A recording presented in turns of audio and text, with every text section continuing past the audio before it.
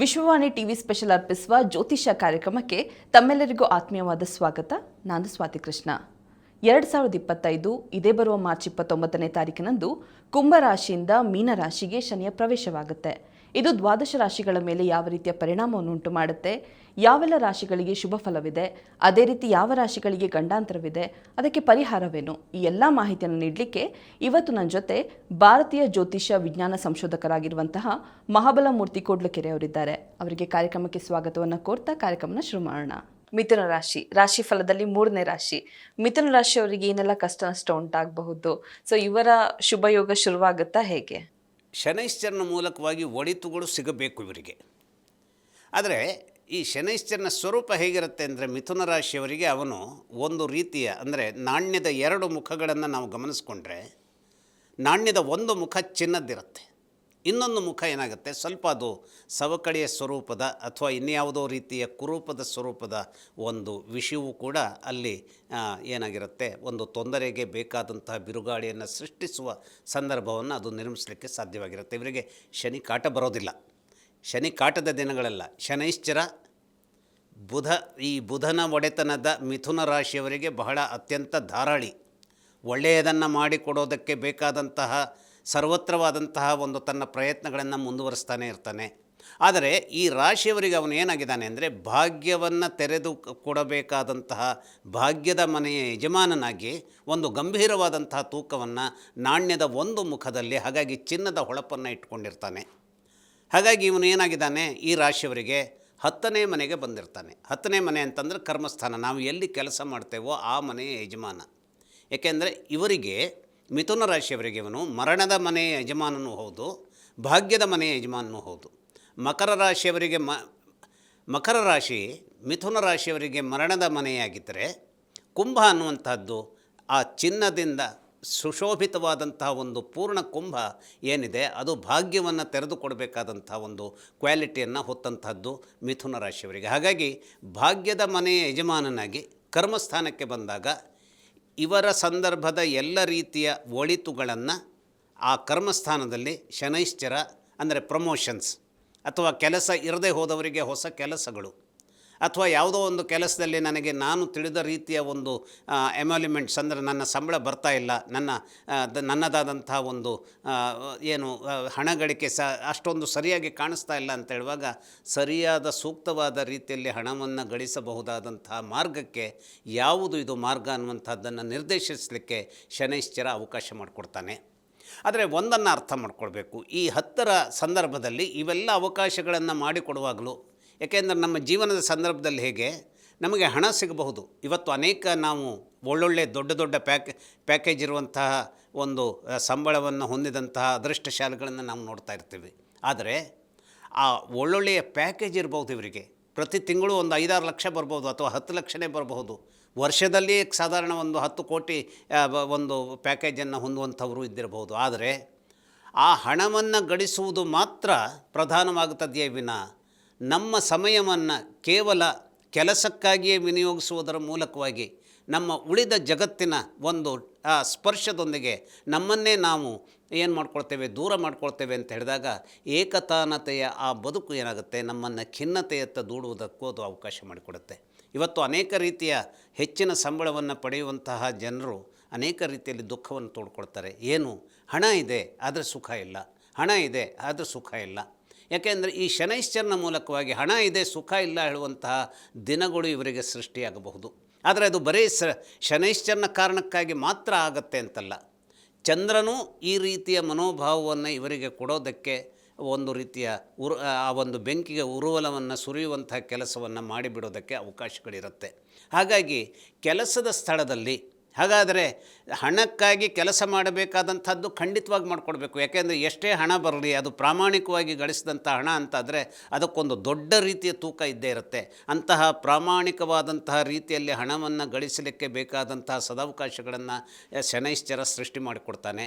ಆದರೆ ಆ ಸ್ಟ್ರೆಸ್ ಅನ್ನುವಂಥದ್ದೇನು, ಒತ್ತಡ ಅನ್ನುವಂಥದ್ದೇನು, ಪ್ರತಿದಿನವೂ ಬೆಂಕಿಯ ಕೆಂಡದ ಮೇಲೆ ನಿಂತಿರಬೇಕಾದದ್ದು, ಕೆಲಸ ಕೆಲಸ ಕೆಲಸ ಅಂತ ನಾವು ಓಡಬೇಕಾದಂಥ ರೀತಿ ನೀತಿಗಳನ್ನು ತಪ್ಪಿಸೋದಕ್ಕೆ ಶನೈಶ್ಚರನಿಗೆ ಸಾಧ್ಯವಾಗದೆ ಹೋಗಬಹುದು. ಯಾಕೆ ಅಂತಂದರೆ ಇವನು ಮರಣದ ಮನೆಯ ಯಜಮಾನನೂ ಆಗಿರ್ತಾನೆ. ಮರಣದ ಮನೆಯ ಯಜಮಾನ ಅಂದರೆ ಏನು? ಇಲ್ಲಿ ಮರಣ ಮಾತ್ರ ನಾವು ಮರಣಕ್ಕೆ ಮಾತ್ರ ನಾವು ಇದನ್ನು ಗ್ರಹಿಸಬಾರ್ದು. ಮರಣದ ಮನೆಯ ಯಜಮಾನ ಅಂದಾಗ ಆ ಸ್ಟ್ರೆಸ್ಸುಗಳ ಮೂಲಕವಾಗಿ ಬರಬಹುದಾದಂತಹ ಅನೇಕ ಕಾಯಿಲೆಗಳ ಬಗೆಗೂ ನಾವು ಯೋಚಿಸಬೇಕಾಗತ್ತೆ. ಹಾಗಾದರೆ ಕಾಯಿಲೆ ಯಾವ ರೀತಿಯಲ್ಲಿ ಬರುತ್ತೆ? ಅವಸರದ ಬದುಕು ಅಥವಾ ಪ್ರತಿದಿನದ ಸ್ಟ್ರೆಸ್ಸು, ಯಾವುದೋ ಒಂದು ಒತ್ತಡದಲ್ಲಿ, ಯಾವುದೋ ಒಂದು ಮೀಟಿಂಗ್ನಲ್ಲಿ, ಯಾವುದೋ ಒಂದು ಫೋನ್ ಕಾಲ್ನಲ್ಲಿ, ಯಾವತ್ತು ನೋಡಿದರೂ ಫೋನ್ ಬಡ್ಕೊಳ್ಳುತ್ತೆ. ಅಥವಾ ಮೀಟಿಂಗ್ನಲ್ಲಿರ್ತೀನಿ, ಕಿವಿಗೆ ನಾವು ಒಂದು ಹಿಯರಿಂಗ್ ಇದನ್ನು ಇಯರ್ ಬಡ್ಸನ್ನು ಹಾಕ್ಕೊಂಡೇ ನಮ್ಮ ಮೀಟಿಂಗ್ಗಳನ್ನು ನಡೆಸಬೇಕು ಅನ್ನುವಂಥ ಸಂದರ್ಭ ಇದ್ದರೆ, ಈ ಜಗತ್ತಿನ ಇನ್ನು ಯಾವ ರೀತಿಯ ಸಂಪರ್ಕವೂ ಇರದೆ ಎಲ್ಲೋ ಒಂದು ಕಡೆ ಎಲ್ಲಿಂದಲೋ ಬರುವ ಧ್ವನಿಗೆ ನಾವು ಏನು ಪ್ರತಿಸ್ಪಂದಿಸುವಂಥ ಒಂದು ರೀತಿ ನಮ್ಮ ಜೀವನದ ಪ್ರತಿದಿನದ ಕಥೆ ಆಗಿಬಿಟ್ರೆ ಏನಾಗುತ್ತೆ? ಸೊರಗುವಂಥದ್ದು. ಯಾಕೆಂದರೆ ಮೊದಲೇ ಈ ಒಂದು ಮಿಥುನ ರಾಶಿಯವರ ತೊಂದರೆ ಏನು ಅಂದರೆ, ಇವರು ದುಸ್ವಭಾವಿಗಳು. ಅಂದರೆ ಈಗ ಇರುವಂಥದ್ದು ಇವರ ಏನು ಮನಸ್ಸಿನಲ್ಲಿ ಇನ್ನೊಂದು ನಿಮಿಷಕ್ಕೆ ಇರುತ್ತೆ ಅಂತ ಹೇಳಲಿಕ್ಕೆ ಬರಲ್ಲ.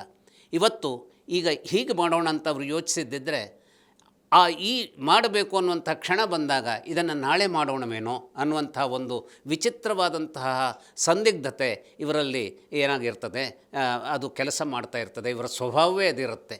ಇದೋ ಅದೋ ಅದೋ ಇದೋ ಅನ್ನುವಂತಹ ಹೊಯ್ದಾಟದಲ್ಲಿರ್ತಾರೆ.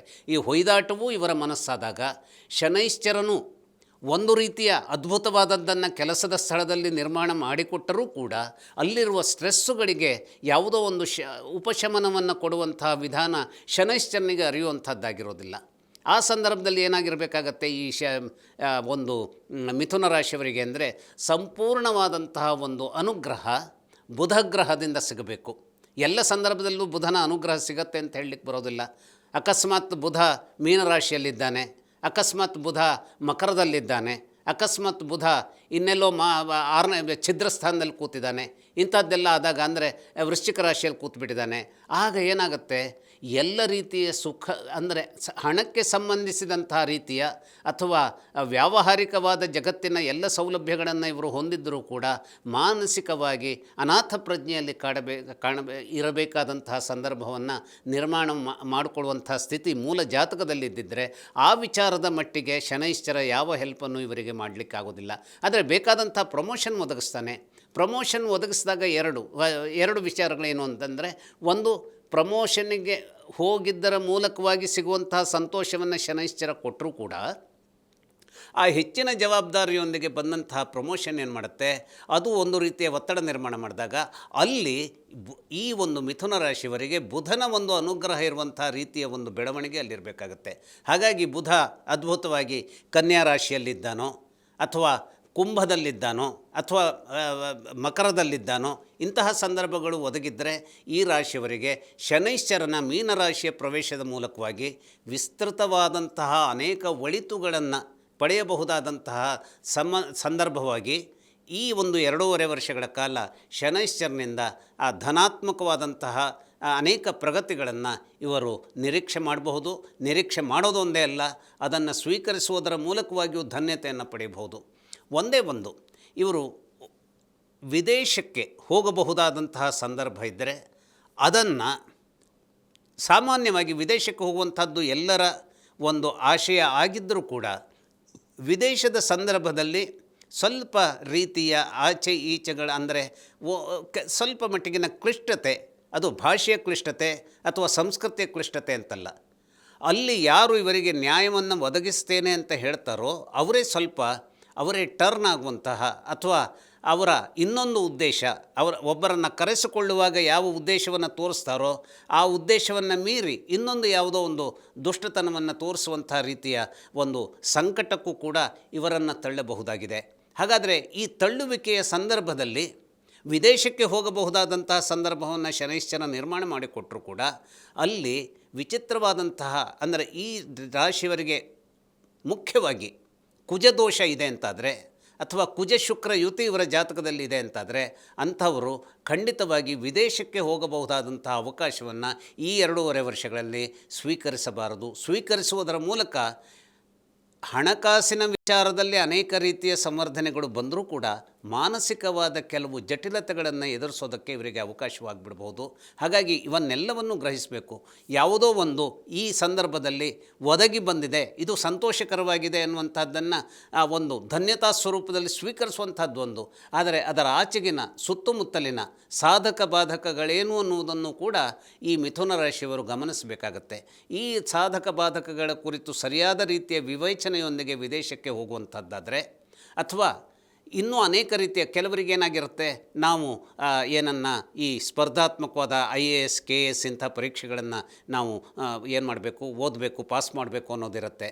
ಆದರೆ 1 2 3 4 ಎಲ್ಲ ಅಟೆಂಪ್ಟ್ಗಳಲ್ಲಿ ಏನಾಗಿರುತ್ತೆ, ಅದು ಸೋಲುವಂಥ ಸಂದರ್ಭ ಬಂದಿದ್ದಿದ್ದರೆ ಮತ್ತೆ ನಾನು ಅದನ್ನೇ ಪ್ರಯತ್ನ ಮಾಡ್ತೇನೆ ಅನ್ನೋದಕ್ಕಿಂತ ಇನ್ನೊಂದು ಯಾವ ಸಾಧ್ಯತೆಯನ್ನು ನಿರ್ಮಾಣ ಮಾಡಿಕೊಳ್ಳಿ ಅನ್ನೋದರ ಬಗೆಗೂ ಕೂಡ ನಿಮ್ಮ ಮನಸ್ಸನ್ನು ನೀವು ಏನು ಮಾಡಬೇಕಾಗತ್ತೆ, ಹರಿಬಿಡಬೇಕಾಗತ್ತೆ.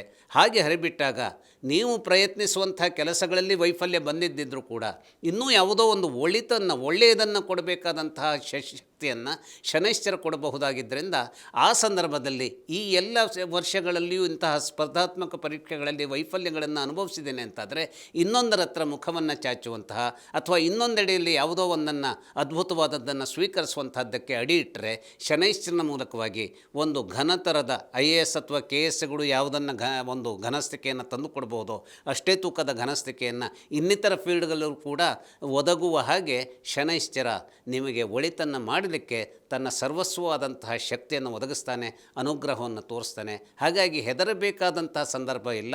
ಸಾಧಕ ಬಾಧಕಗಳನ್ನು ನೋಡಿ ಹೆಜ್ಜೆ ಇಡಬೇಕಾದಂಥ ಸಂದರ್ಭ ಈ 2.5 ವರ್ಷಗಳ ಕಾಲ ಈ ಮಿಥುನ ರಾಶಿಯವರು ಒಂದು ಕಡ್ಡಾಯವಾದ ನಿಯಮದಂತೆ ಪಾಲಿಸಬೇಕು ಮತ್ತು ಗೆಲ್ಲಬೇಕು. ನಮಸ್ಕಾರ. ಶನಿ ಸಂಚಾರ ಬದಲಾವಣೆಯಿಂದ ಉಂಟಾಗುವಂತಹ ಪರಿಣಾಮದ ಕುರಿತು, ಅದೇ ರೀತಿ ಪರಿಹಾರದ ಕುರಿತು ಸಾಕಷ್ಟು ಮಾಹಿತಿಯನ್ನು ನೀಡಿದ್ರಿ. ಧನ್ಯವಾದಗಳು ಸರ್ ನಿಮಗೆ. ಜ್ಯೋತಿಷ್ಯ, ವಾಸ್ತು, ಧಾರ್ಮಿಕತೆಯ ಕುರಿತು ಇನ್ನಷ್ಟು ವಿಶೇಷ ವಿಡಿಯೋಗಳಿಗಾಗಿ ವಿಶ್ವವಾಣಿ TV ಸ್ಪೆಷಲ್ ಯೂಟ್ಯೂಬ್ ಚಾನಲನ್ನು ಸಬ್ಸ್ಕ್ರೈಬ್ ಆಗಿ. ಈ ವಿಡಿಯೋ ನಿಮ್ಗೆ ಇಷ್ಟವಾದಲ್ಲಿ ಶೇರ್ ಮಾಡಿ, ಲೈಕ್ ಮಾಡಿ. ಧನ್ಯವಾದಗಳು.